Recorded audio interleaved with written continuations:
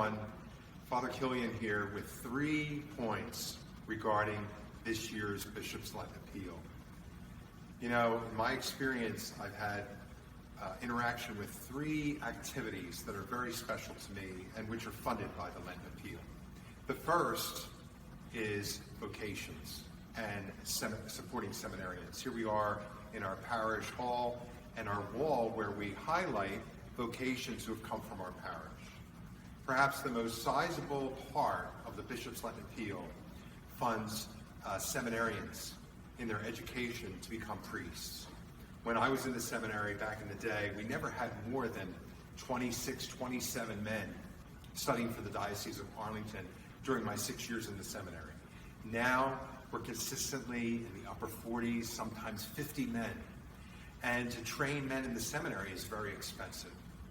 I know the seminary was a very, very special part of my life, a very special time in my life.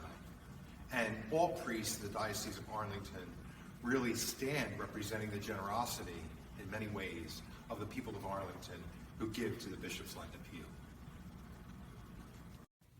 The second activity that I want to speak to you about that's funded by the Bishops Lenten Appeal is the tribunal, the diocesan court. There are a number of issues that the diocesan court handles, but most of what it deals with is nullity cases, annulments. And for 12 years, I've worked with the tribunal and been party to over 70, maybe upwards of 80 and more cases, first as a notary and then as an advocate for one of the parties involved in the nullity case. And it has brought so much healing and closure to persons, Catholic and non-Catholic, who are either looking to marry a Catholic and had a prior bond that had to be investigated, or for Catholics who are married outside the church and need to get married inside the church and they have a previous marriage.